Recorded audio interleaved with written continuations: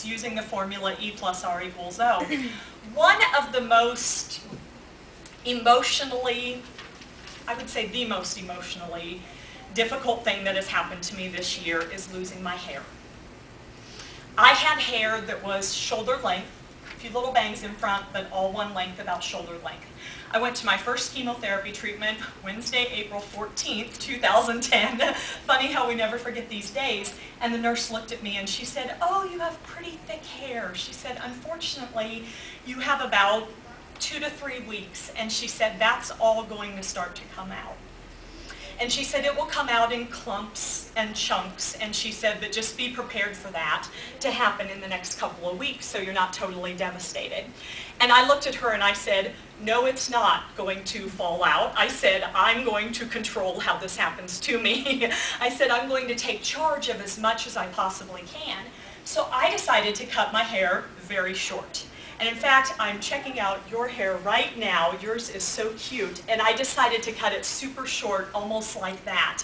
And I thought that way it doesn't fall out in clumps and chunks. It was still falling out.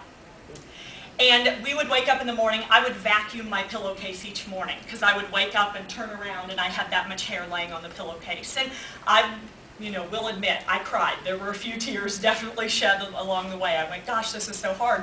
And in fact, one day I remember I was in the shower and I tipped my head back to get it wet, and all of a sudden I heard this noise. And I heard kind of a splat sound. And I turned around and I looked at the drain, and there was a lot of my hair. And I was like, oh boy, this is really happening. It's happening very quickly. And I had shampoo in the palm of my hand, and so I put the shampoo back and I started to suds my hair. And I brought my hand back around, and it was just full of my hair. My hair that was thick was now all there in my hand. And again, I started to cry. That's the event in my life, and my response was, oh my gosh, this is happening really fast. I started to cry. And I am an aspiring songwriter. In fact, that's what brings me to Nashville. So you all know who Reba McEntire is, right?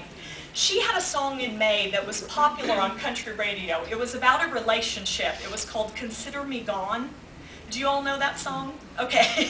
Well, I can share with you some of the lyrics, but I actually had the radio on while I was in the shower, and I was listening to that.